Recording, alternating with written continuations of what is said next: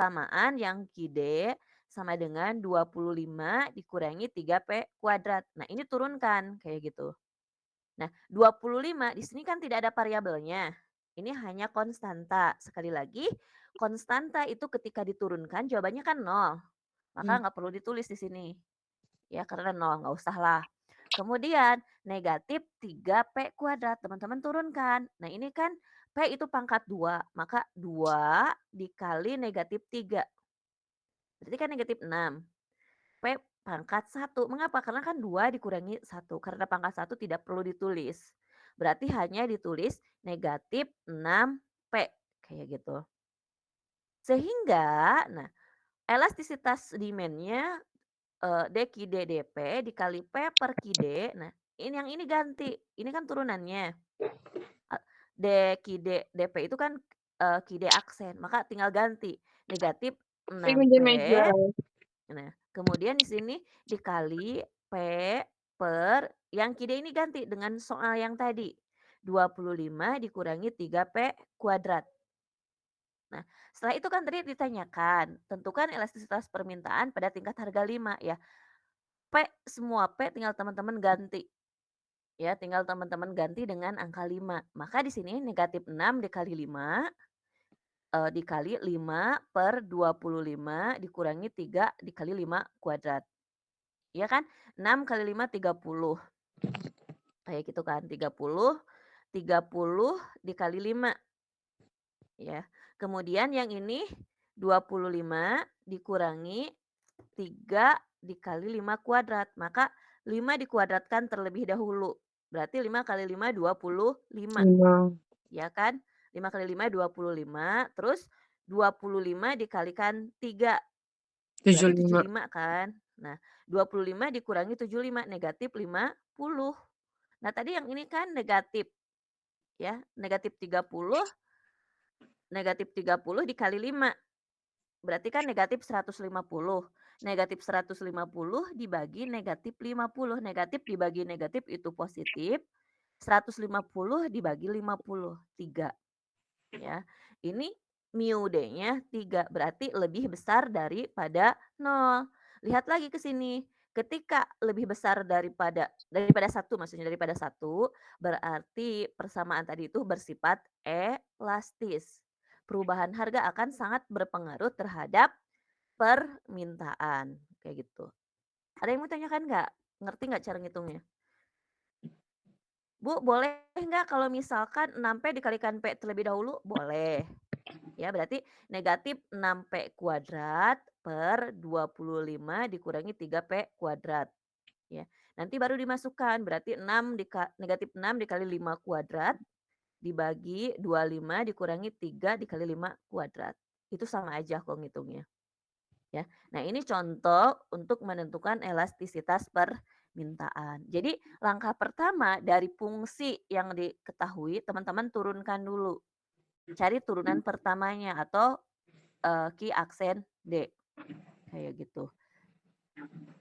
Contoh yang kedua, di sini ada 2 contoh ya, biar teman-teman lebih paham. Nah, sini lihat, fungsi produksi suatu barang ditunjukkan oleh persamaan P sama dengan 6X kuadrat dikurangi X pangkat 3.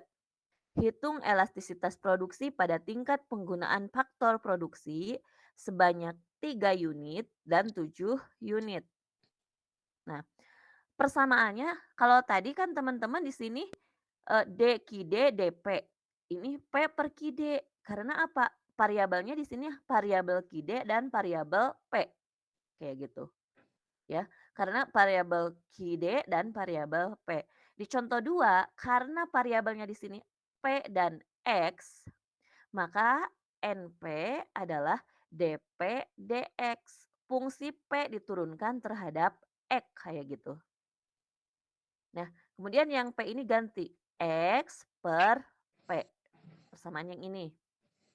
Nah, yang ini turunkan terlebih dahulu. 6X kuadrat dikurangi X pangkat 3. DP DX-nya adalah, nah, 2 dikali 6 itu 12. Nah, X pangkat 2. 2 dikurangi 1. Kan tinggal 1. Berarti 12X.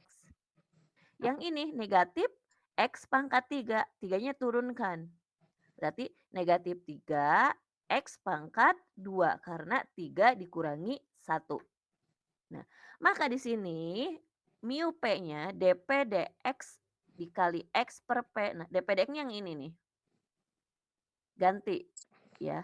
12X dikurangi 3X kuadrat dikali X per, nah yang P-nya ganti dengan persamaan yang dari soal tadi.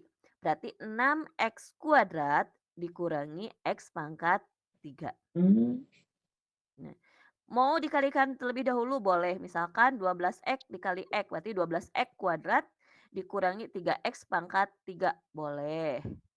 Ya, boleh. Mmm. Terserah teman-teman kalau misalkan mau digituin terlebih dahulu.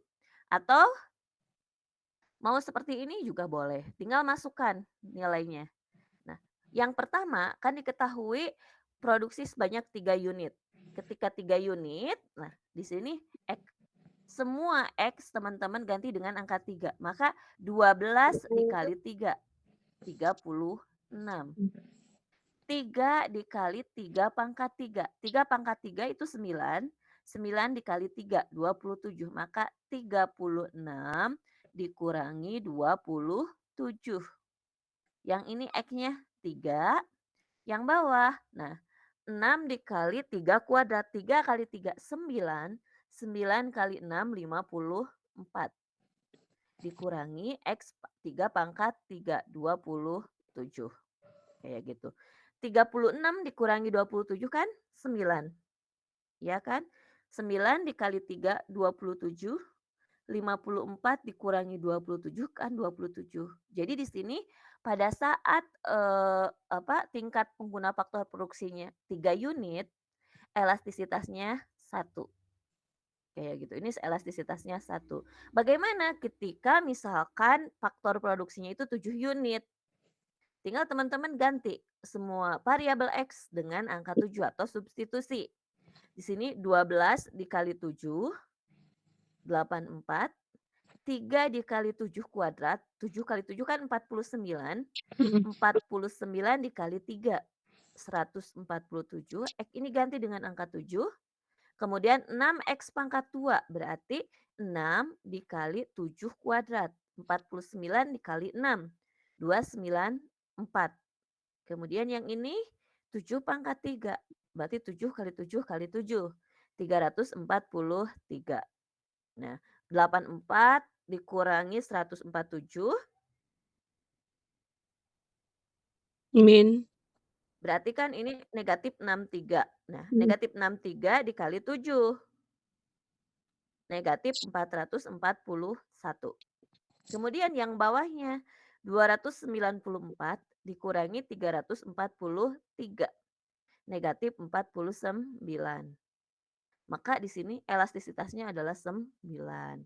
Maka dari soal ini teman-teman bisa tahu ketika masukkan faktor produksinya 3, oh ini elastis uniter. Tetapi ketika masukannya 7, oh ini elastis. Ya, ini sangat berpengaruh kayak gitu. Nah, ini adalah contoh dari elastisitas apa untuk dari diferensial.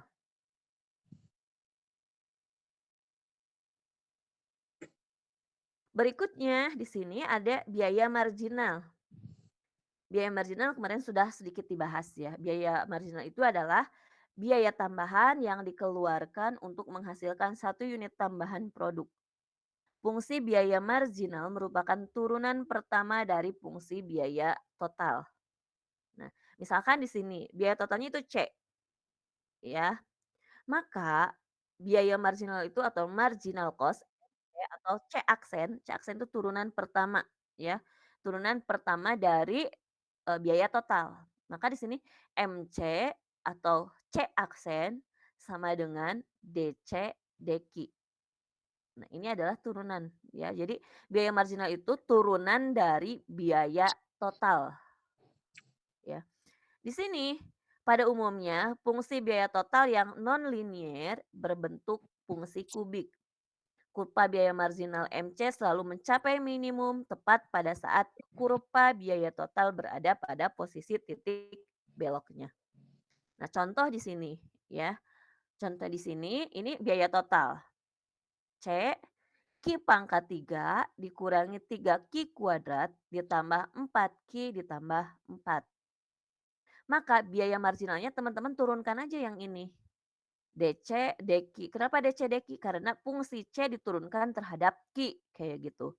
Ini kan Q pangkat 3, berarti 3Q kuadrat. Karena 3 dikurangi 1. Dikurangi 2 kali 3 kan 6. 6Q, karena ini pangkat 1 kan. Nah, 4Q diturunkan kan 4. Kenapa? Karena nanti 1 dikurangi 1 kan 0. Kayak gitu. 4 ini konstanta sehingga diturunkan itu 0, nggak usah ditulis. Maka biaya marginalnya adalah 3Q kuadrat dikurangi 6Q ditambah 4.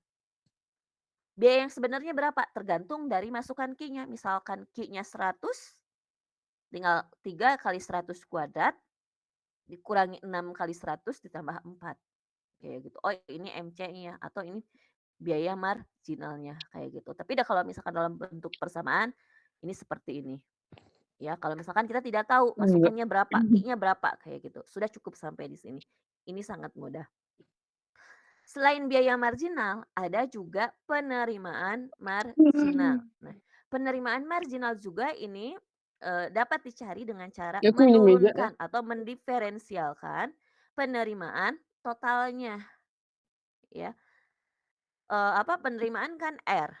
Maka penerimaan marginalnya di sini MR marginal atau R aksen turunan pertamanya sama dengan DR deki kayak gitu.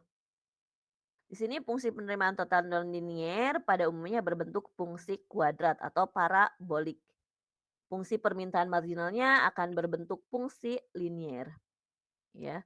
Kurva penerimaan marginal MR selalu mencapai 0 tepat pada saat kurva penerimaan total berada pada posisi puncaknya. Ketika penerimaan di puncak, nah itu MR-nya sama dengan 0, kayak gitu. Ketika R maksimum, ini seperti itu. Contoh di sini lihat, fungsi permintaan akan suatu barang ditunjukkan oleh persamaan P sama dengan 16 dikurangi 2Q. Ini persamaannya, ya. Maka, nah pertama untuk mencari penerimaan total, teman-teman balik lagi ke rumus sebelumnya, di mana penerimaan itu P dikalikan dengan Q. Sehingga 16 kali Q 16 Q, 2Q dikali Q, 2Q kuadrat. Tadi mana ini lihat tuh. Ini dikalikan dengan Q, maka 16 kali Q 16Q, negatif 2Q dikalikan Q, negatif 2Q kuadrat. Maka nah ini adalah penerimaan totalnya. Kalikan terlebih dahulu. Maka diperoleh 16Q dikurangi 2Q kuadrat.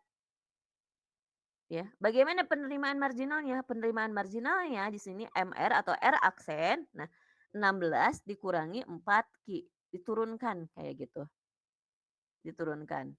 Nah, ini adalah gambarnya. Ini gambar parabola. Ya, puncaknya di atas ini maksimum dengan titik puncak 32. MR-nya di mana? Ketika maksimum maka MR-nya di 0 di sini. Nah, pada MR sama dengan 0 maka Q adalah 4. Ya, 0 Q adalah 4. Ya.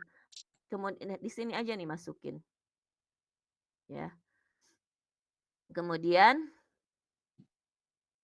nah Q4 tinggal masukin untuk Q4. Nah, 16 dikurangi 2 dikali 4 8. Maka ini 8. Kemudian 16 dikali 4. Ini kan penerimaan totalnya. Dikurangi 2 dikali 4 kuadrat sama dengan 32. Nah, ini untuk maksimumnya di sini. Kayak gitu. Nah, ini adalah penerimaan marginal. Jadi untuk biaya marginal, penerimaan marginal itu merupakan turunan dari kalau misalkan biaya marginal dari biaya total, kalau penerimaan marginal dari penerimaan total. Ada lagi yaitu utilitas marginal. ya. Utilitas tambahan yang diperoleh konsumen berkenaan satu unit tambahan barang yang dikonsumsinya. Utilitas itu kepuasan, kayak gitu. Nah, di sini fungsi utilitas marginal merupakan derivatif pertama atau turunan pertama dari fungsi utilitas total atau U. Ya, disimbolkan misalkan U sama dengan FQ.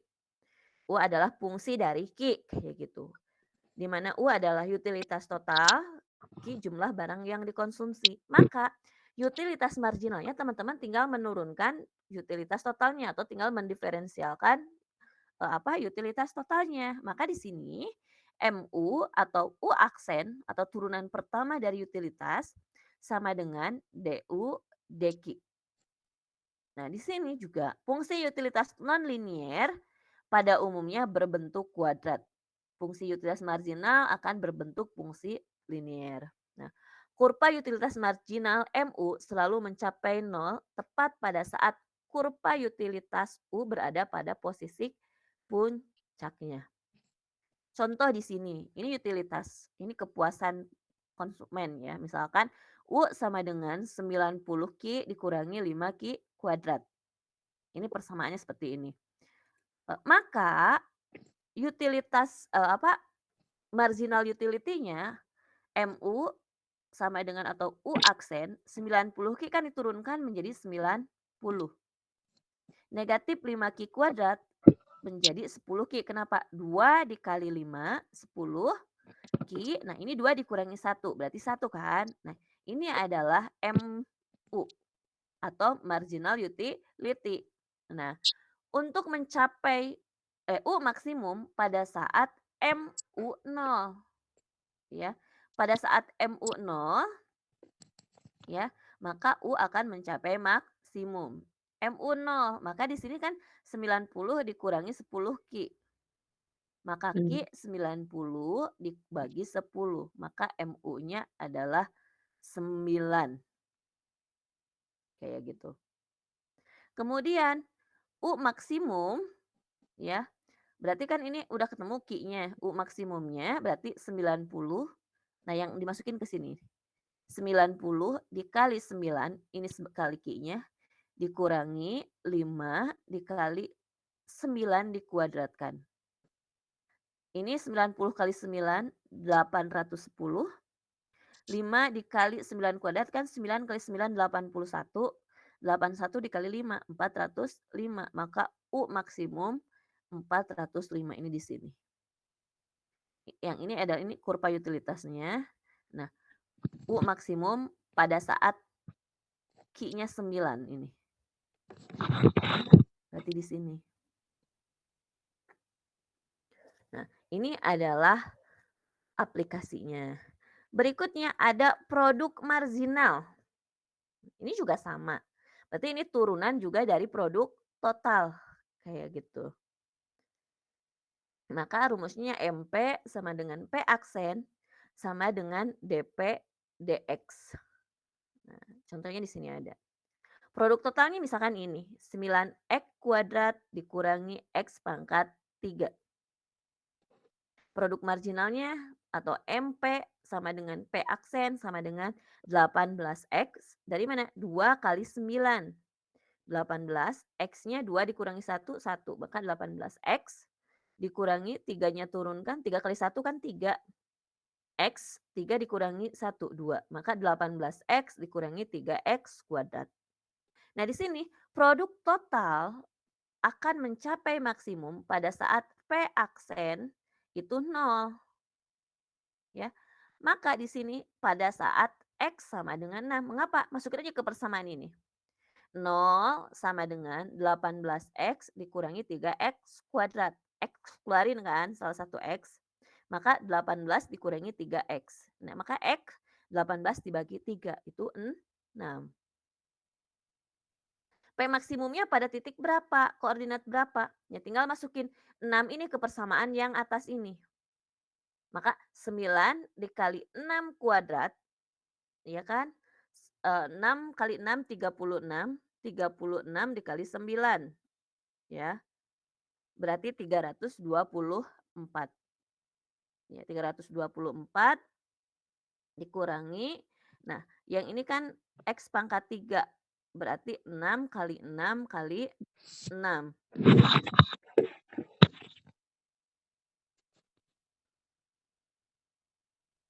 kayak gitu. Maka P maksimum di 108. Nah, P berada pada titik belok dan MP maksimum pada saat nah ini seperti ini. Kalau ini yang bagaimana? Ini X3 tuh dari mana?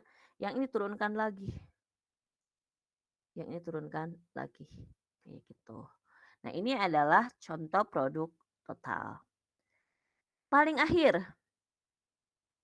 paling akhir analisis keuntungan maksimum ya. Ini analisis keuntungan maksimum. Kapan sih kita akan mencapai keuntungan maksimum? Ketika apa? Kayak gitu. Nah, ini juga bisa dicari dari aplikasi diferensial. Misal di sini, ini fungsi keuntungan R. R itu adalah penerimaan dan C adalah biaya total. Maka untuk mencari kita itu laba atau rugi. Maka rumusnya ini kan kemarin. Pi sama dengan R dikurangi C. Ya. Pi optimum jika pi aksen atau turunan dari fungsi pi ini sama dengan nol. Ya. Karena pi sama dengan R min C, maka turunan pertamanya pi aksen sama dengan R aksen dikurangi C aksen. R aksen kan berarti MR. C aksen kan MC, maka R aksen itu MR dikurangi MC atau marginal penerimaan marginal dikurangi biaya marginal. Nah, ya. Di sini pada P optimum turunan pertamanya nol, maka MR dikurangi MC sama dengan nol atau dengan kata lain marginal penerimaan marginal sama dengan biaya marginal. Nah, itu P optimum. Nah, secara grafik kesamaan MR sama dengan MC ditunjukkan oleh perpotongan antara kurva penerimaan marginal dan kurva biaya marginal. Nah, di sini ini ada syaratnya ya. Jika V sama dengan R dikurangi C, V optimum apabila ya, turunan pertama sama dengan nol atau MR sama dengan MC. Ya, maka di sini turunan keduanya kurang daripada nol, V maksimum sama dengan keuntungan maksimum. Ketika turunan keduanya lebih besar daripada nol, P minimum berarti kerugian maksimum. Ya. Syarat agar diperoleh keuntungan maksimum di sini V aksen sama dengan nol atau MR sama dengan MC, V double aksen lebih kecil daripada nol atau MR aksen dikurangi MC aksen. Ini MR aksen, MC aksen maksudnya apa? Nah, penerimaan marginal persamaannya turunkan kembali, kemudian biaya marginal juga turunkan kembali, maka menjadi MR aksen dan MC aksen. Syarat pertama disebut syarat yang diperlukan, syarat kedua yang disebut syarat mencukupkan. Nah, ini yang Ibu, ini. berarti MR aksen tuh R double aksen ya? Ya, MR aksen itu V double aksen. Jadi Oh iya, iya. setelah diturunkan pi-nya kan pi aksen, diturunkan kembali gitu. Jadi pi double aksen atau karena di sini kan MR sama dengan MC. Nah, ini MR-nya turunkan lagi gitu. Kan ini asalnya R. R turunkan menjadi MR. Nah, MR diturunkan lagi berarti MR aksen kayak gitu. Berarti fungsi permintaan itu penerimaan ini diturunkan 2 kali. Begitu juga yang MC aksen berarti fungsi biaya ini juga diturunkan 2 kali. Nah, di sini ada contohnya. Lihat, andaikan ini penerimaannya ya. Penerimaannya sama dengan negatif 2Q kuadrat ditambah 1000Q. Ini penerimaannya. Kemudian biayanya di sini Q pangkat 3 dikurangi 5Q kuadrat ditambah 1315Q ditambah 2000. Maka V-nya sama dengan R dikurangi C. Ya, R dikurangi C. Nah, di sini negatif Q pangkat 3. Ini langsung. Ini pakai yang kemarin kok, teman-teman sudah bisa. Ini tulis dulu, nanti yang ini dikurang tapi dalam kurung karena nanti tandanya berubah. Yang Ki kan ini positif jadi negatif, yang ini jadi positif, yang ini jadi negatif, yang ini jadi negatif kan. Maka di sini negatif Ki pangkat 3. Nah, kenapa ini positif 57? Karena negatif 2 Ki kuadrat ditambah 59 Ki kuadrat. Berarti kan 57 Ki ya. Kemudian yang ini 1000 Ki dikurangi karena kan tandanya berubah. 1315. Maka kan tinggal 315 Ki dikurangi 2000. Nah, tadi syarat pertama turunan pertamanya sama dengan 0. Tuh. Turunan pertamanya sama dengan 0 atau MR sama dengan MC. Maka nah, fungsi Pi ini teman-teman turunkan.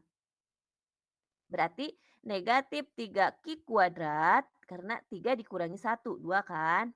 Ditambah 2 dikali 57, 114 Ki dikurangi 315. Karena nanti 1 dikurangi 1 kan 0. Ki pangkat 0 itu 1. Nah ini kan konstanta. Ya, jadi udah berarti sini 3 Ki pangkat 2 negatif 3 Ki pangkat 2 ditambah 114 Ki dikurangi 315 sama dengan 0. Nah, ini kan bisa disederhanakan. Maka teman-teman sederhanakan aja. Kalau Bu misalkan ini nggak bisa disederhanakan, pusing nyederhanain, ya udah bilangan apa adanya teman-teman tinggal dicari akar-akarnya. Atau kalau misalkan teman-teman sulit mencari akar-akarnya, teman-teman balik lagi kayak yang kemarin, pakai rumus ABC.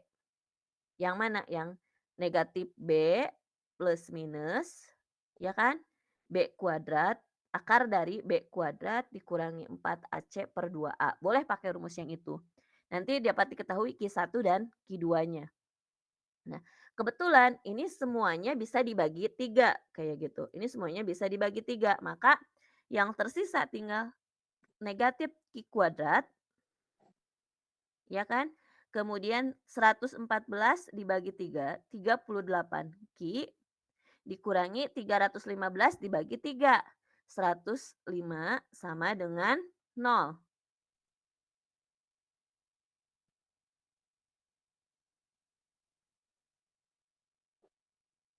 Bentar.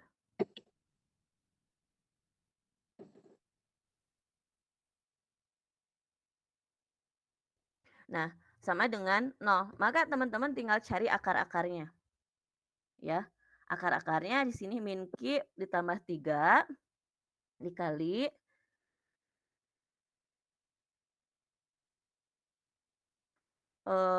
Ki dikurangi 35 sama dengan 0.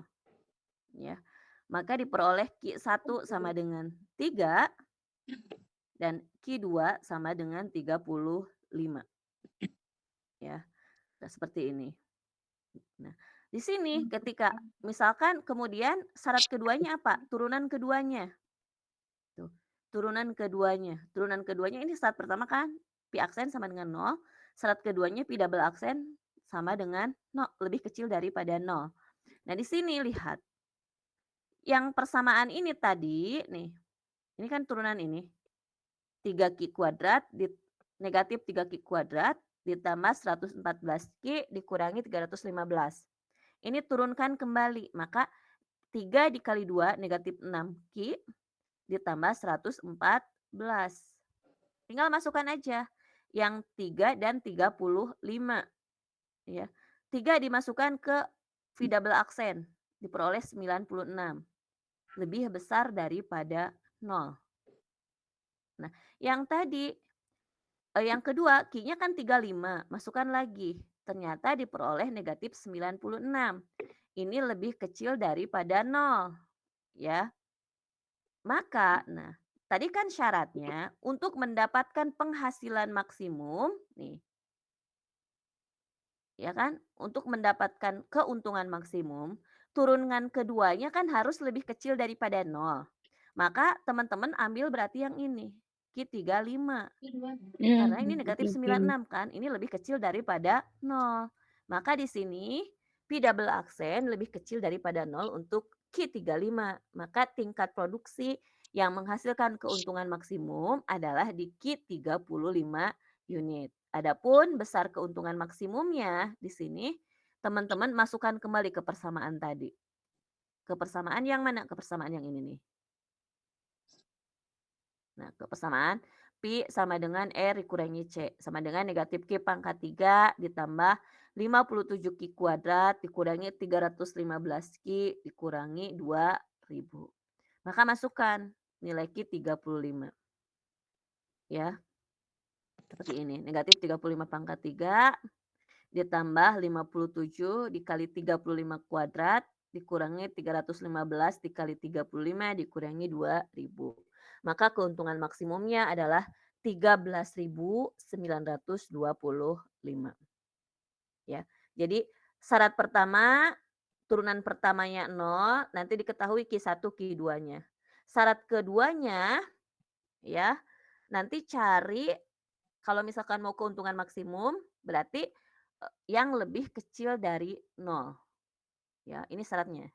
Berarti langkah pertama kurangkan, kemudian turunkan agar diperoleh Q1 dan Q2. Setelah itu turunkan kembali P aksennya menjadi V double aksen.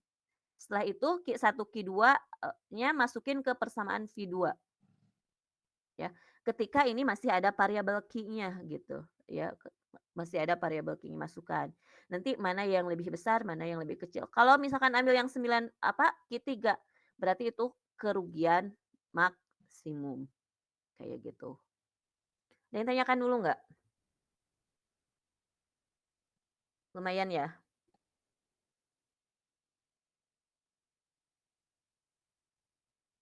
Ada yang tanyakan sampai sini?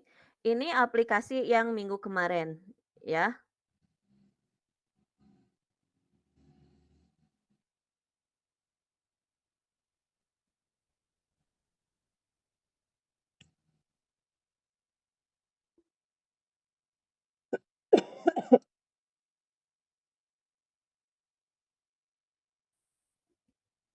Ada yang tanyakan itu yang minggu kemarin? Sok bisi, Bu belum paham gitu. Iya, Atau Bu. tugasnya kemarin ada yang masih bingung nggak untuk tugasnya? Sebelum Ibu lanjut, yang hari ini paling kita hanya membahas tentang bunga sederhananya aja, untuk bunga majemuknya nanti minggu depan aja. Ya, bunga majemuknya nanti minggu depan aja. Kenapa? Biar teman-teman teu teuing gitu. Ya, soalnya kalau misalkan bunga sederhana dan bunga majemuk disekalikeun ayeuna, ya teman-teman nyut-nyutan lah lumayan kayak gitu. Bu, Ya. untuk minggu depan teh bukan UTS ya? Soalnya dilihat dari jadwal mah tanggal 10 sampai 15 teh Kita ini baru UTS. pertemuan 6 kan? Ya, ya. Ya, berarti minggu depan masih pertemuan 7. Berarti pertemuan ke-8 ya, Bu? Iya, UTS itu di pertemuan 8 paling nanti habis lebaran aja. Soalnya kan habis lebaran ya? Pas lebaran kayaknya, Apa Bu. sebelum Pas lebaran lebaran, itu Bu. UTS? Kayaknya Pas sebelum minggu lebaran lebaran. UTS. Kalau sebelum lebaran UTS paling itu di take home kan paling. Tapi nanti lihat aja pengumumannya. Kalau misalkan karena kan itu di minggu ke-3 April ya. Kan ini minggu pertama. Nah, minggu depan itu minggu kedua, minggu ketiga kita kan hari Selasa tanggal 18. Soalnya cuti bersama itu mulai tanggal 19 hari Rabu. 19 itu udah cuti bersama. Tapi nanti lihat edarannya lagi lah. Apa diiniin ya, apa dicepetin gitu. Jadi minggu depan UTS. Udah ada edarannya belum? Pas kemarin mah, Bu, kata Bu Mia minggu depan tuh UTS gitu. Tapi gak tahu tuh. Oh gitu. Ya nanti, soalnya belum ada edaran juga sih. Yang jelas kita baru 6 pertemuan kan. Biasanya UTS itu di pertemuan 8. Kayak gitu. Kalau misalkan minggu depan UTS, berarti kita minggu ini harus 2 pertemuan dong. Dipadatkan. Biar oke kan teman-teman. Lihat nanti aja lah. Kalau misalkan minggu ini ada edarannya, ya kita padatkan. Atau misalkan nggak ada, atau padatannya bagaimana? Bisa pakai penugasan biar jadi 7 kan. Bisa kita Zoom kayak gitu. Kalau misalkan UTS-nya di minggu nanti kemungkinan kan karena teman-teman sudah pulang, bisa di take home kan, kayak gitu. Teman-teman biasanya lebih milih take home kan? Iya, Bu. Iya, apa mending di kelas? Yang lain udah berapa pertemuan yang lainnya? Sama Sa- apa? Sama Bu, Baru 6 ya? 6. Iya, tahu Iya, minggu soalnya baru minggu 6. ini 6. Iya, minggu itu minggu 6. Berarti minggu besok baru 7. Kayaknya apa Bu Mia salah ngitung kali ya?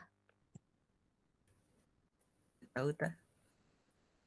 Takut ya. Nanti aja tunggu edarannya. Biasanya nanti dari fakultas suka ada edarannya. Ini Haikal ada yang mau ditanyakan? Aku bau, Bu. Apa? Ini Bu soal nomor 3, Bu. Kan hitunglah profit, Bu ya, ditanyakannya teh. Tapi Ya, ternyata hasilnya rugi, Bu. ya Yang nggak saya apa-apa. tahu, Nggak apa-apa. yang saya tahu Tidak tuh, Bu. selamanya misalkan usaha itu untung. Oke. Oh, jadi Jadi di otak saya misalkan, tuh, Bu, ya gimana? profit tuh menguntungkan gitu, Bu. Oh, Gitu. mikirnya mikirnya itu fee itu harus untung terus ya. Ketika Mm-mm. jawabannya di sana positif, berarti itu untung. Tetapi ketika jawabannya itu negatif, oh berarti bukannya profit yang ada malah terjadi kerugian Kerugian. gitu. Tapi rumusnya tetap pakai fee gitu ya. Kayak Oke, gitu. oke. Jadi nggak masalah, tidak selamanya nilai fee itu dari hasil perhitungan harus positif. Kalau misalkan negatif ya berarti bukannya untung, yang ada malah rugi. Buntung. Yang kemarin ya yang tugas ya. Iya, Bu, yang nomor 3 tugas. Udah dikumpulkan kan malam? Apa belum? Udah, Bu. Udah. Udah aku. Yang penting teman-teman mengumpulkan. Kalau misalkan nggak paham boleh tanya ke ibu. Ada beberapa orang kok yang tanya. Insya Allah ibu balas ketika ibu lagi nggak ada jadwal, ibu lagi nyantai, ibu lagi pegang HP, ibu langsung balas. Tapi misalkan ibu lagi ada jadwal, lagi ngajar atau HP ibu lagi dibajak, ya biasanya rada telat-telat ngebalesnya kayak gitu. Ya. Tapi dari itu mas semuanya ada di contoh kok. Dan untuk UTS pun biasanya ibu tidak jauh dari soal latihan yang teman-teman kumpulkan, kemudian soal latihan yang di PPT kayak gitu. Tidak jauh dari itu. Ya. Siap lanjut? Apa masih pusing? Sedikit kok. Yang ini paling untuk bunga sederhana aja. Ibu nggak setega itulah. Bunga majemuknya nanti aja. Bunga sederhana itu hitungannya pun sangat-sangat sederhana. Ini cuman berapa slide ya? Lanjut, Bu. Cuman 14 slide. Kalau misalkan teman-teman, Bu, kuat kok sampai bunga majemuk, oke. Kalau misalkan udah Bisa. nggak kuat, Iya. ya berarti kita sampai bunga sederhana aja. Ya bunga, mengapa ada kaitannya dengan bunga? Bu, kan aku kuliah di akuntansi syariah, ya nggak masalah lah. Kenapa? Teman-teman juga harus tahu bagaimana menghitung bunga kayak gitu ya. Sekali lagi, jadi untuk matematika ini ibu campur, ada matematika bisnisnya, ada matematika keuangannya, ada matematika keuangan Islamnya kayak itu. Jadi tidak fokus walaupun judul mata kuliahnya matematika keuangan Islam, tidak fokus hanya keuangan Islam aja. Toh teman-teman nanti ada ekonomi makro, ada ekonomi mikro, berarti teman-teman perlu belajar ekonomi bisnisnya kayak yang kemarin ya. Sama sampai pertemuan tadi ya, itu untuk ekonomi mikro makro ya. Bagaimana membuat grafik permintaan, penawaran, kemudian elastisitas kayak gitu. Kemudian bagaimana pergeseran grafiknya. Nah, itu kalau misalkan teman-teman paham, ya insya Allah nanti di mikro lumayan lah kayak gitu.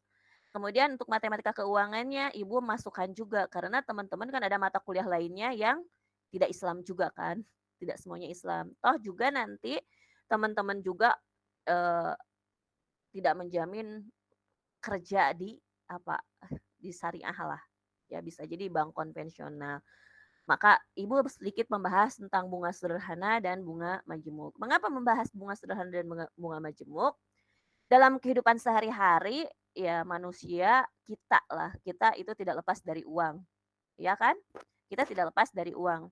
Misalkan kita dikasih pilihan. Teman-teman mau uang 1 juta sekarang atau 1 juta 3 bulan yang akan datang? Pilihannya yang mana? Sekarang, Bu. Sekarang. Yang lainnya? Sekarang. Sekarang. Mengapa? Kalau nanti mah bisa Soalnya turun Bu, di nilai 3 Inflasi. Takutnya turun nilai uangnya, Bu. Iya. Belum tentu ya nilai uang 1 juta sekarang itu akan sama di 3 bulan kemudian, kayak gitu. Sebagai seseorang yang rasional tentunya kita akan memilih, ya sekarang aja lah saya akan mendapatkan uang 1 juta gitu. Terus apa hubungannya dengan bunga sederhana dan bunga majemuk? Bunga sederhana ketika kita misalkan tidak punya uang atau kita punya kelebihan uang, misalkan punya kelebihan uang, kita tabung. Dan kebetulan kita nabungnya bukan di bank syariah, misalkan di bank konvensional, kayak gitu. Maka kan setiap bulannya kita akan mendapatkan bunga. Atau misalkan kita meminjam uang. Aduh, untuk UKT saya kekurangan uang, misalkan kayak gitu ya. Atau untuk keperluan lain-lain, saya kekurangan uang. Akhirnya kan kita meminjam. Karena tabungannya misalkan nggak di bank syariah juga, di bank konvensional, ya kita minjam ke bank konvensional misalkan. Maka apa yang kita pinjam itu juga tidak akan terlepas dari yang namanya bunga. Toh Indonesia itu bukan negara Islam kayak gitu kan, bukan negara Islam. Maka ya masih banyak yang menggunakan bunga kayak gitu. Seperti itu. Maka kita akan bahas tentang bunga sederhana dan juga bunga majemuk kayak gitu. Nah, di sini faktor-faktor yang mempengaruhi nilai uang. Kayak tadi, kan Ibu teman-teman suruh milih. Milih uang sekarang, 1 juta sekarang apa 3 bulan yang akan datang. Teman-teman milih sekarang. Mengapa? Karena ada yang mempengaruhi dari nilai uang itu sendiri. Yang pertama, misalkan tingkat bunganya, ya kan? Yang kedua, nilai uang yang dimilikinya. Yang ketiga, waktu. Tahun, bulan, dan hari. Itu akan mempengaruhi nilai uang. Kayak gitu. Nah, di sini ada rumus bunga sederhana. Rumusnya sangat simpel. Ya. Jadi hari ini kita mulai masuk ke matematika keuangan. Kalau yang kemarin kita matematika ekonomi bisnis, sampai pertemuan 5 kita matematika ekonomi bisnis, nah yang ini matematika keuangan. Ini rumus bunga sederhana, di mana SI sama dengan P dikali R dikali T, PRT lah. Ya, SI sama dengan P dikali R dikali T. Ini rumus bunga sederhana. Di mana SI itu apa? Itu simple present atau bunga sederhana. P-nya itu pokok, entah itu simpanan pokok atau pinjaman pokoknya. Misalkan ibu meminjam 5 juta. Nah, itu sebagai P-nya. Atau ibu menabung sebesar 10 juta. Nah, itu P-nya. Kayak gitu. R adalah bunga atau interest rate-nya, di mana satuannya PA, tingkat bunga per tahun, per annum.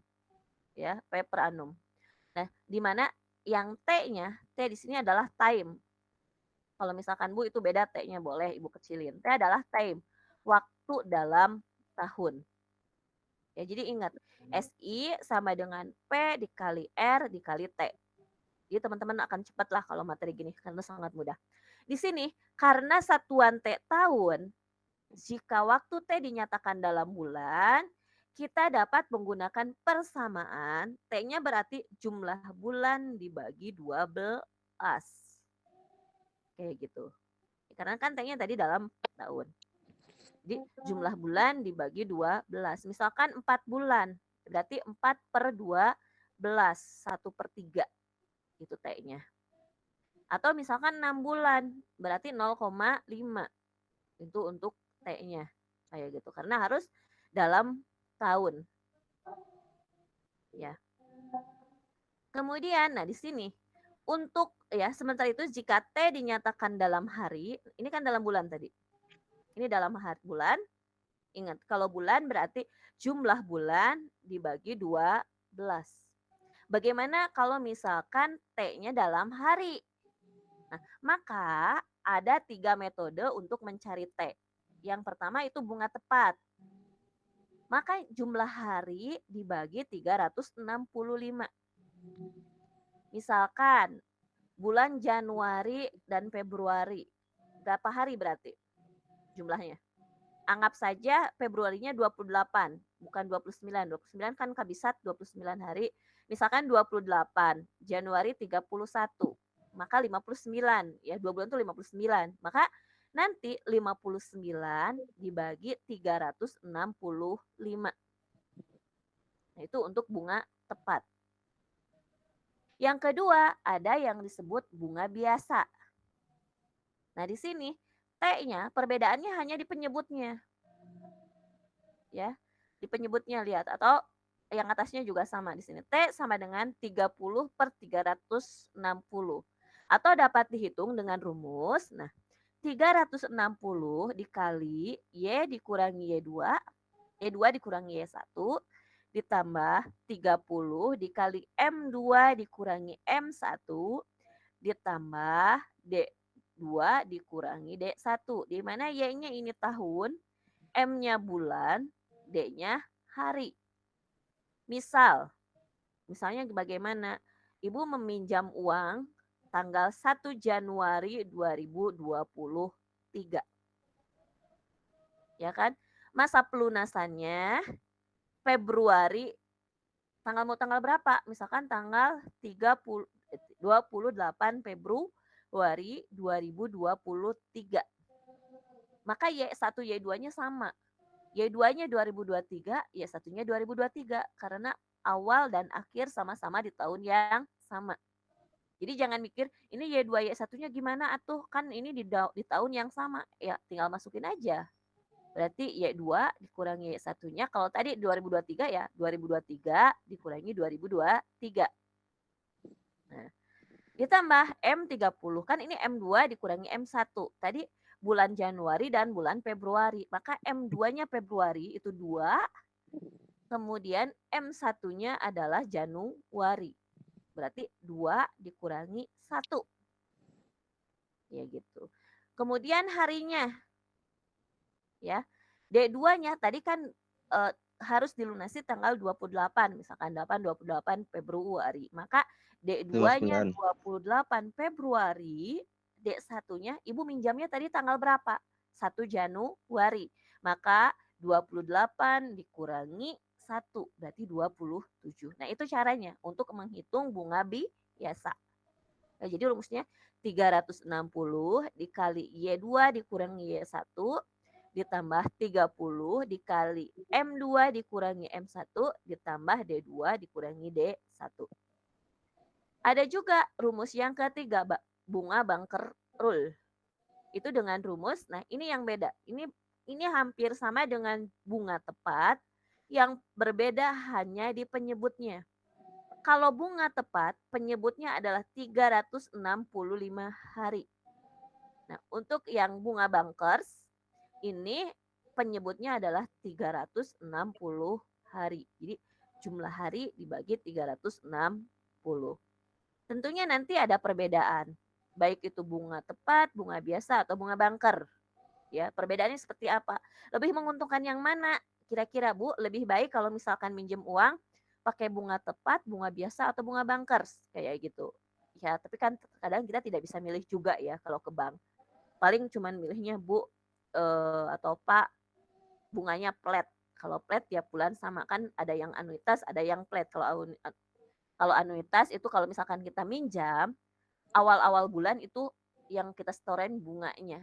Semakin misalkan 1 tahun pertama itu hampir bunga semua, tahun kedua cicilannya mulai, nah bulan terakhir itu pokok semua. Itu biasanya kalau yang misalkan yang tadi anuitas. Bukan anuitas, apa sih istilahnya? Ada juga yang flat. Kalau flat misalkan bunganya 500.000 ya dari bulan pertama sampai bulan terakhir sama seperti itu. Nah, ini kalau misalkan hari. Jadi kan sekali lagi waktu itu dalam tahun, misalkan dinyatakan bulan maka jumlah bulan dibagi 12, tetapi ketika T dinyatakan dalam hari ada 3 metode. Ya. Ada bunga tepat, ada bunga biasa, ada bunga bankers. Kayak gitu.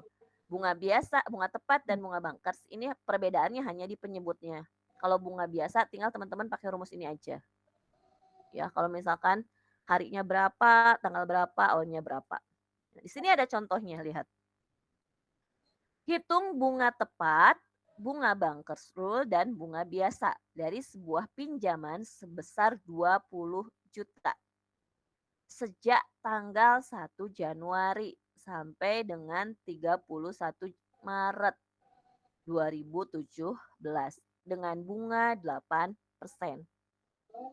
Maka yang diketahui P P itu tadi pokok atau prinsipalnya. Pokoknya kan tadi minjam, kita 20 juta, maka P-nya 20 juta. Kemudian di sini bunganya, bunga itu R, rate interest. Maka 8% atau ketika teman-teman ubah berarti 0,08.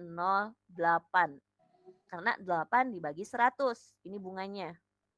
Nah, T-nya dari mana 89 hari? Ini jumlah hari aktual ya. Jumlah hari aktual. Dari mana? Nah, teman-teman tinggal hitung saja. Januari. Januari berarti kan tanggal 1. Januari itu berapa hari? Januari berapa hari? 31. 31. Nah, 31 dikurangi 1. Karena pas minjem itu nggak dihitung. 31 dikurangi 1 berarti 30. 30. Nah, ditambah Februari 28. Ditambah yang Maret juga 31 kan? Tuh sampai 31. Maka jumlah hari aktualnya adalah 89 hari. Paham yang ini? Hitung T-nya. Januari 30. Kalau ini kan sampai tanggal 31 berarti semuanya dihitung 1 sampai 31. Februari 29, Maret 31. Maka 30 ditambah 28 ditambah 31. Maka harinya adalah 89 hari. Ya, ini untuk bunga tepat. Maka jawabannya adalah 20 juta kan P kali R kali T. Ya kan rumusnya tadi hubungan sederhana itu P kali R kali T. Maka di sini 20 juta dikali 0,08 dikali 89 per 365. Cara ngitungnya bagaimana? Biar gampang teman-teman bagi aja dulu ini. 89 dibagi 365. Setelah itu tinggal dikali 0,08 dikali 20 juta. Maka diperoleh 390.139,99.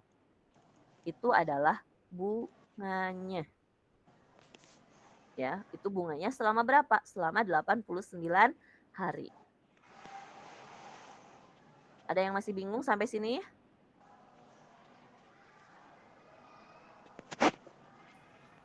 So, kalau masih bingung. Sebelum Ibu lanjut. Yang kedua tuh. Nih. Yang kedua kan ini bunga tepat bangkerul. Perbedaannya hanya di mana? Hanya di sini aja kan tadi. Nih, maka 20 juta dikali 0,08 dikali 89 per 360. Kalau yang tadi lihat ini 365, kalau yang bunker itu 360. Caranya sama, 89 dibagi 360 dikali 0,08 dikali 20. Maka 395.555,59. Ini adalah bunga yang harus dibayarkan. Sekarang yang ketiga. Yang ketiga kan tadi soalnya dengan bunga biasa. Ya kan bunga biasa. Bunga biasa itu rumusnya ingat tadi untuk mencari harinya yang ini. Ya. Maka, nah lihat di sini. Jumlah hari untuk bunga biasa 360 dikali Y2 dikurangi Y1 ditambah 30. M2 dikurangi M1 ditambah D2 dikurangi D1. Maka di sini 360.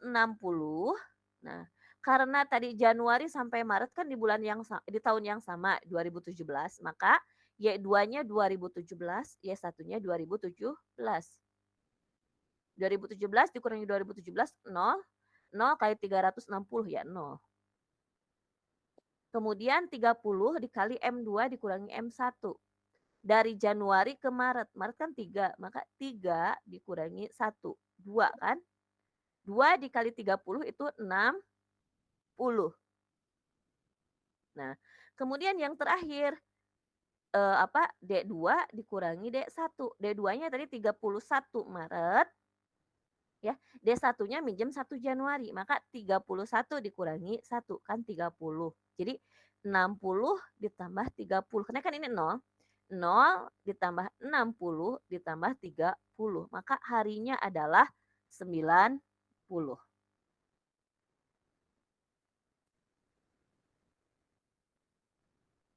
Ya ini 90. Kenapa ini? Maka di sini bunga biasa 20 juta dikali 0,08 dikali 90 per 360. Jawabannya adalah 400.000. Maka lihat di sini. Ketika pakai bunga tepat, kita hanya membayar bunga 390.000. Kemudian ketika menggunakan bank kerul, kita membayar bunga 395.555,56. Sedangkan ketika kita menggunakan bunga biasa, ini adalah 400.000. Jadi kan teman-teman bisa milih, kalau misalkan bisa milih ya mendingan bunga tepat. Iya benar, mending bunga tepat. Kalau misalkan kita minjem ke bank, ditawarin mau pakai bunga yang mana kayak gitu. Tapi biasanya bank nggak, udah menentukan sudah menentukan bunganya sekian langsung. Biasanya seperti itu sih. Nah, ini kalau misalkan hitung per hari ya. Kemudian kita bisa juga dari persamaan bunga sederhana tadi. Bunga sederhana tadi kan ini rumusnya. SI sama dengan nih, SI sama dengan P dikali R dikali T. PRT. Maka ini bisa dimanipulasi. Maksudnya dimanipulasi bagaimana? Ketika kita mau mencari P, maka rumusnya tinggal SI dibagi RT. Ya kan? Kalau misalkan kita mau mencari, ini pokoknya kan? Ini pokoknya berarti SI dibagi RT. Kalau kita misalkan mau mencari R-nya, tingkat bunganya, maka SI dibagi PT. Atau misalkan kita mau mencari waktunya, maka SI dibagi PR. Kayak gitu. Nah, ini adalah manipulasi dari bunga sederhana tadi. Kayak gitu. Nah, untuk nilai akhirnya, nilai akhir itu S. S itu bisa pinjaman, bisa tabungan, bisa cicilan. S di sini ya. Kalau misalkan teman-teman minjam berarti cicilan. Kalau misalkan teman-teman menabung berarti ini jumlah tabungan teman-teman. Ada rumus lagi, P ditambah SI. Ya, S itu simple interest. Jadi dari bunga sederhana. Ya, maka SI itu apa tadi? SI itu P kali R kali T kan? Maka menjadi S P ditambah P R T. Setelah itu kan di sini P, maka P bisa dikeluarin. S sama dengan P dikali 1 ditambah RT. Maka untuk mencari P-nya bisa S dibagi 1 per RT atau P S sama dengan 1 ditambah RT dipangkatkan negatif 1. Karena ini kan dinaikin. Jadi pangkat negatif. Kayak gitu. Nah, ini dari bunga sederhana. Ini dari manipulasi bunga sederhana seperti ini. Jadi kita bisa mencari P-nya, bisa mencari R-nya, bisa mencari T-nya, bisa mencari nilai akhirnya. Entah itu cicilannya berapa atau tabungannya berapa kayak gitu. Jumlah tabungannya berapa yang S ini. Atau kita juga bisa menentukan pokok dari S ini dengan rumus memanipulasi dari bunga sederhana. Kayak gitu. Di sini ada contohnya. Jadi setiap rumus insya Allah Ibu kasih contoh. Kenapa? Biar teman-teman paham. Biasanya kalau cuma rumus baru contoh carrier. Ya, ini teh contohnya yang mana gitu. Rumusnya tadi banyak banget. Jadi insya Allah setiap rumus bawahnya contoh, rumus bawahnya contoh gitu. Jadi teman-teman teuing lah. Di sini ada contohnya, lihat. Pak Karta menabung 3 juta dan mendapatkan bunga sederhana 12% per tahun atau per annum. Berapa saldo tabungan setelah 3 bulan? Ya, 3 bulan. Rumusnya pakai yang ini. Nah, yang pertama, Pak Karto menabung 3 juta. Ini sebagai simpanan pokoknya. Berarti diketahui P sama dengan 3 juta. Kemudian bunga sederhananya tadi berapa persen? 12%. Teman-teman ubah ke dalam bentuk pecahan. Berarti 12 dibagi 100. 0,12. T T-nya di sini, berapa saldo tabungan setelah 3 bulan? Maka T sama dengan karena bunganya ini per tahun, teman-teman ini bagi 3/12. Karena setahun kan 12 bulan.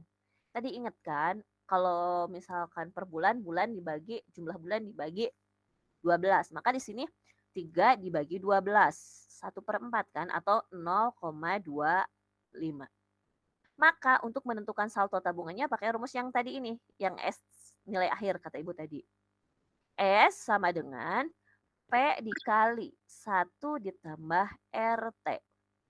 P-nya 3 juta, ini kurung kurawa, 1 ditambah ya 0,12 dikali 0,25 ya, dikurangi 0,25. Ini kurungnya kedua, nggak apa-apa lah.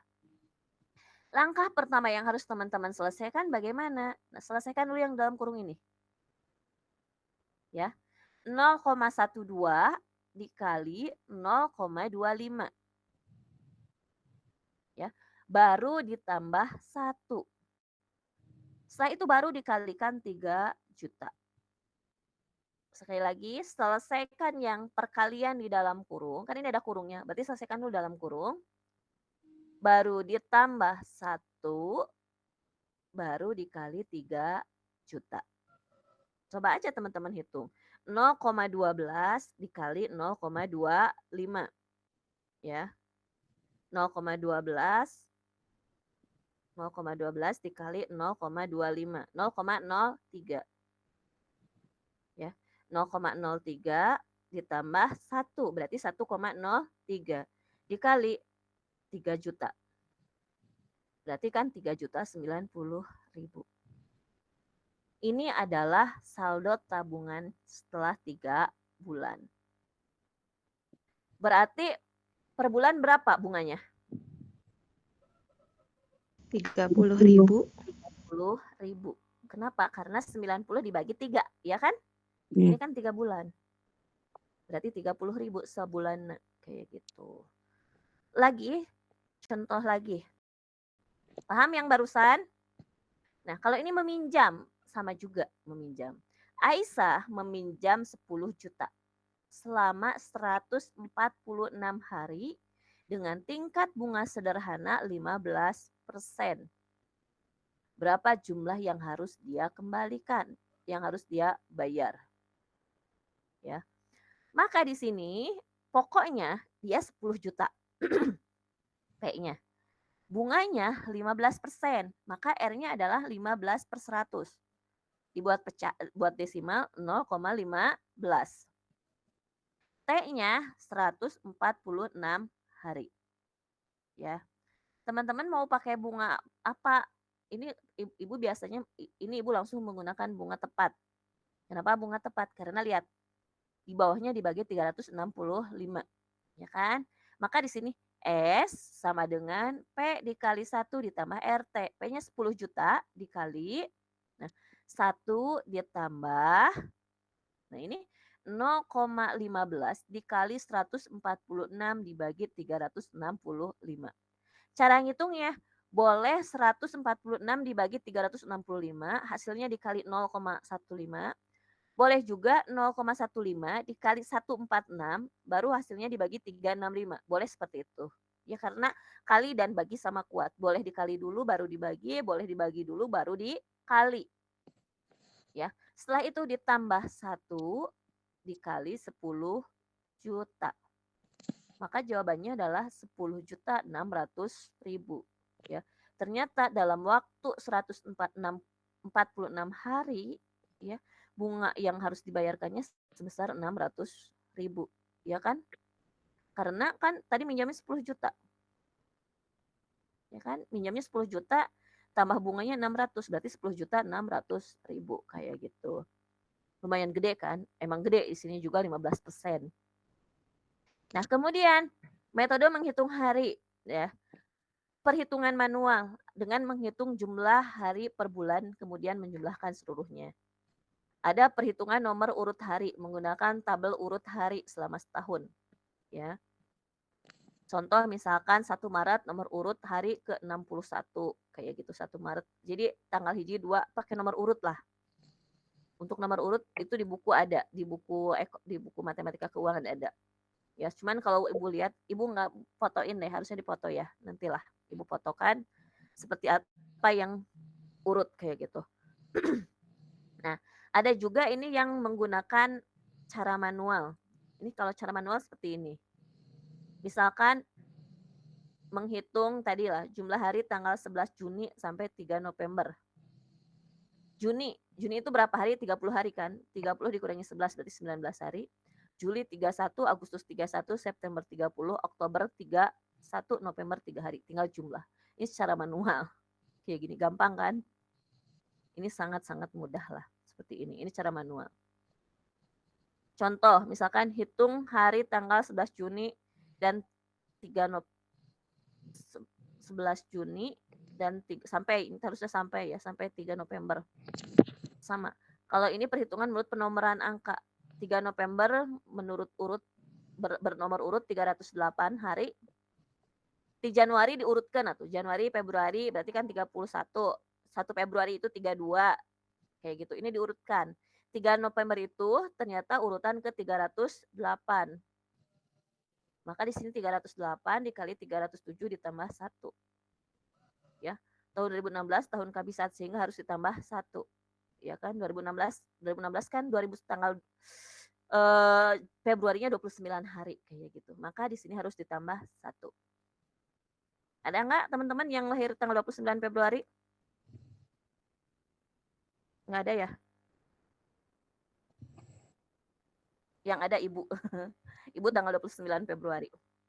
Nah, di sini lihat, berarti ini harus ditambah 1 karena 2016 adalah kabisat. Maka 11 Juni 2016 nomor urut 163, di sini 162 ditambah 1.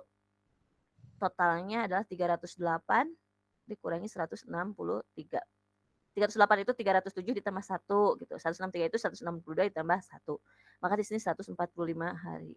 Sama aja sih sebetulnya. Mau pakai manual ataupun mau pakai penomoran. Tapi kalau penomoran riet oge sih teman-teman hitung aja. Hitungnya kayak gitu.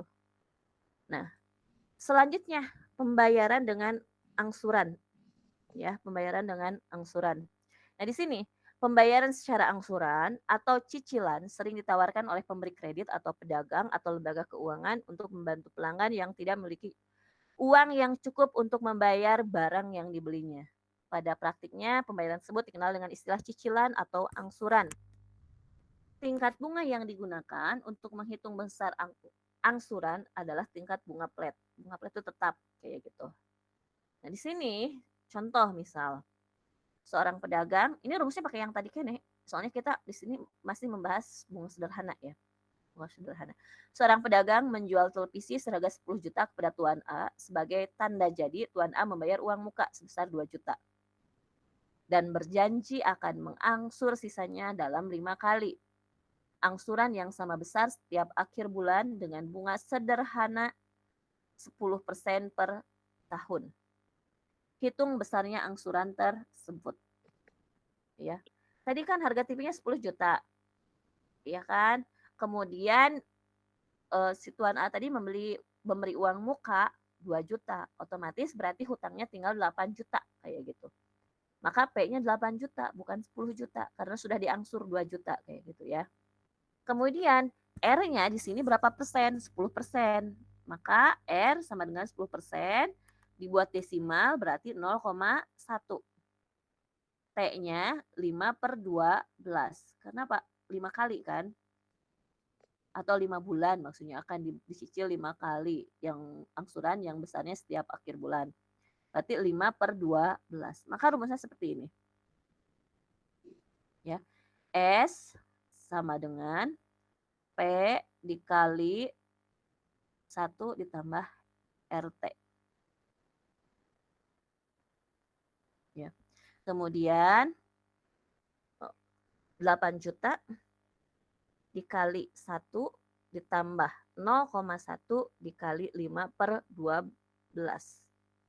Cara ngitungnya 5 dibagi 12 dikali 0,1 boleh, atau 0,1 dikali 5 baru dibagi 12. Nggak masalah, gimana teman-teman maunya yang mudah bagaimana. Setelah itu baru ditambahkan 1. Setelah itu dikalikan 8 juta. Maka yang harus dia lunasi selama 5 bulan adalah 8.333.333,33. Ya, ini selama 5 bulan yang harus dilunasi sekian. Maka angsuran setiap bulannya ya tinggal dibagi 5 aja. S dibagi 5. 8.333.333,33 dibagi 5. Maka 1.666.666,67. Nah, ini adalah angsuran tiap bulannya. Paham sampai sini? Paham. Paham. Nah, ini ada soal latihannya. Hitung jumlah hari antara 19 November 2018 sampai ini ya 4 Oktober 2020 dengan cara manual.